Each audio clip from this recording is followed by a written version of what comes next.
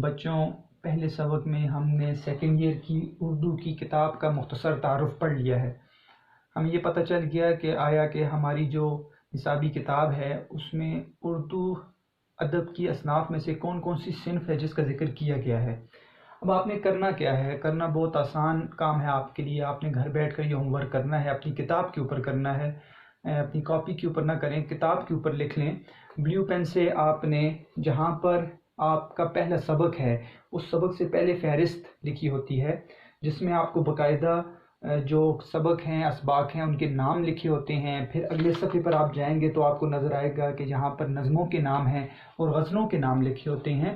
یہاں پر آپ نے کرنا کیا ہوگا، آپ کو نظر آ رہا ہوگا کہ وہاں پر صرف اور صرف فہرست حصہ نثر لکھا گیا ہے، اس کے نیچے آپ کو سبق کا نام نظر آئے گا۔ جیسے کہ پہلا سبق لکھا گیا ہے مسلمانوں کا قدیم طرز تعلیم، اور ساتھ مصنف کا نام لکھا گیا۔ یہ دو چیزیں لکھی گئی ہیں، ہم نے یہاں پر جو ہے وہ دو چیزیں اور نکالنی ہیں۔ اس کا فائدہ آپ کو آگے پتہ چلے گا۔ آپ ایک سوال ہے جو متن کی تشریح کا ہوتا ہے، اس کے اندر آپ کو فائدہ پتہ چلے گا۔ اور کچھ اسٹوڈنٹس ایسے ہوتے ہیں جو وقت آنے پر ان کے لیے مشکل ہوتا ہے کہ وہ کہاں اس سوال کو ڈھونڈیں، ان چیزوں کو ڈھونڈیں، تو آپ کو پہلی صفحے پر تمام چیزیں آپ کو مل جائیں گی۔ تو آپ نے کیا کرنا ہے، آپ نے اسی مسلمانوں کا قدیم طرز تعلیم، یہ میں نے ایک بتانے کے لیے آپ کو لکھ دیا ہے، ایک سبق کا نام لکھا ہے۔ آپ کی کتاب پہ لکھا ہوا ہے مسلمانوں کا قدیم طرز تعلیم اور شبلی نعمانی۔ اس مسلمانوں کا قدیم طرز تعلیم یہ کیونکہ سبق کا نام ہے اور شبلی نعمانی اس کے مصنف ہیں، یہ دو چیزیں آپ کو کتاب میں ملیں گی۔ آپ نے کیا کرنا ہے، اس سے پہلے صنف لکھنی ہے۔ صنف لکھ کر آپ نے نیچے یہاں پر مسلمانوں کا قدیم طرز تعلیم کے ساتھ آپ نے کوسین میں آپ نے مضمون لکھنا ہے، ٹھیک ہے؟ اور وہ میں نے آپ کو بتا دیا کہ کون کون سے مضامین ہیں، کون کون سے انشائیہ ہیں، کون کون سے افسانے ہیں، خاکے ہیں، یا کون کون سے مزاح نگاری کے آپ کے اسباق ہیں۔ تو آپ نے وہ صنف کا نام اس سبق سے پہلے لکھ لینا ہے۔ مسلمانوں کا قدیم طرز تعلیم، آپ نے پہلے لکھنا ہے مضمون۔ سقراط، پہلے لکھنا ہے مضمون۔ فاقے میں روزہ، پہلے لکھنا ہے مضمون۔ پھر وطنیت کی طرف، پھر پہلے لکھنا ہے مضمون۔ اسی طرح شہرت عام اور بقائے دوام کا دربار، اس میں آپ نے پہلے انشائیہ لکھنا ہے، اور چند روز ایک رولر کے ساتھ اس سے پہلے آپ نے انشائیہ لکھنا ہے۔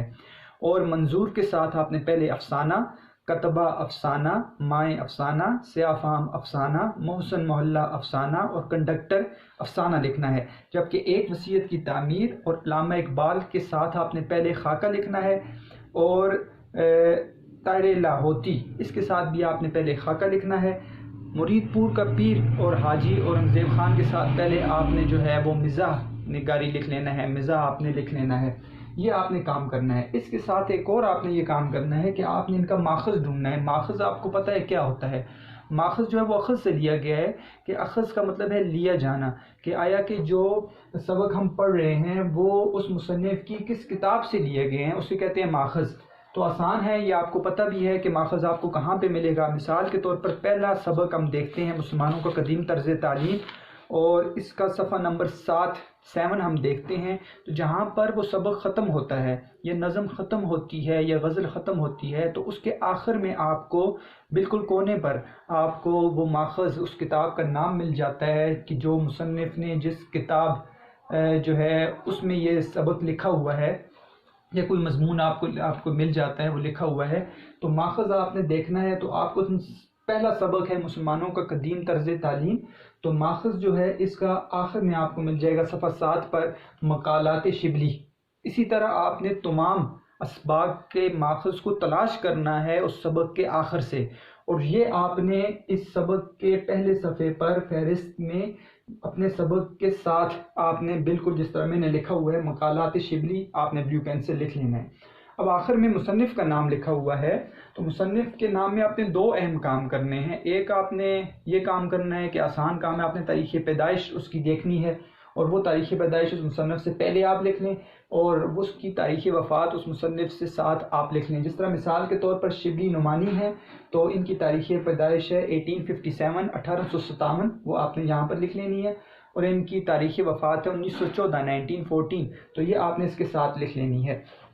اس طرح جب آپ نظم کے حصے میں جائیں گے، اگلے صفحے پر حصہ نظم اور حصہ غزل کا آپ کو نظر آئے گا یہاں پر فہرست بنائی گئی ہے، تو وہاں پہ آپ نے اسی طرح آپ نے نظم کے ساتھ کرنا ہے کہ جواب شکوہ بڑے چلو مناظر سحر شکست کی آواز، ستارے نفیر عمل ہمیشہ دیر کر دیتا ہوں اور بڑے ڈرپوک اتارو۔ اس سے پہلے جو آپ نے صنف میں آپ نے صرف نظم لکھنا ہے، ہیت ابھی ہم نہیں لکھ رہے، صرف آپ نے نظم لکھ لینا ہے تاکہ ہمیں یہ پتہ چل جائے صنف کے اعتبار سے یہ نظم ہے۔ آپ نے اس نظم کے نام کے ساتھ اسی طرح ماخذ کو نکالنا ہے، جیسے جواب شکوہ کے آخر میں آپ کو نظر آ جائے گا کہ بانگ درا اس کا ماخذ ہے، وہ آپ نے یہاں پر لکھنا ہوگا۔ اسی طرح آپ نے ساتھ شاعر کا جو نام لکھا گیا ہے علامہ اقبال، اس کی تاریخ وفات یہاں پر، اور یہاں پر آپ نے تاریخ پیدائش آپ نے اس کی یہاں پر نوٹ کر کے اپنی کتاب کے اوپر لکھنی ہے۔ غزل کے حصے میں بھی جا کر آپ نے اسی طرح کرنا ہے کہ آپ نے پہلے غزل کو لکھنا ہے اور ساتھ ہی اس کا ماخذ لکھنا ہے، جیسے کہ یہاں پر میں نے ایک غزل کے مصرے کو لکھا کہ آ کے پتھر تو میرے صحن میں دو چار گرے، شکیب جلالی کی یہ غزل ہے، آ کے پتھر تو میرے صحن میں دو چار گرے، جتنے اس پیڑ کے پھل تھے پسے دیوار گرے۔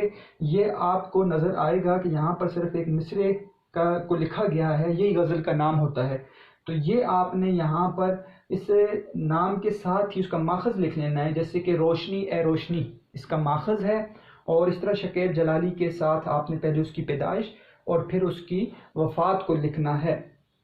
اب اس میں یہ ہے کہ جن اسباق میں یا جن نظموں میں یا جن غزلوں میں آپ کو اگر ماخذ نہیں مل رہا تو آپ نے مجھ سے پوچھ لینا ہے، میں آپ کو اس کا ماخذ بتا دوں گا، پھر آپ نے اپنی کتاب پر وہ نوٹ کر لینا ہے۔ تو یہ کام جو آپ کا ہے یہ آپ کی کتاب پر آپ نے کرنا ہے، آپ نے صفحے پر کسی صفحے پر نہیں کرنا، آپ نے اپنی کتاب پر کرنا ہے۔ اس کتاب کی تصویر نکال کر اس کے اوپر آپ نے اپنا نام لکھ کر وہ آپ نے مجھے بھیجنی ہے، تاکہ مجھے یہ پتہ چل جائے کہ آپ نے اپنا جو ہوم ورک ہے وہ اپنی کتاب پر ہی نوٹ کر لیا، اور یہ بلیو پین کے ساتھ کرنا ہے، یہ انتہائی اہم ہے۔ آگے آپ کو یہ پتہ چلے گا کہ آپ کے اس کام کے کرنے کی وجہ سے آپ کے لیے کتنی آسانی پیدا ہوگی۔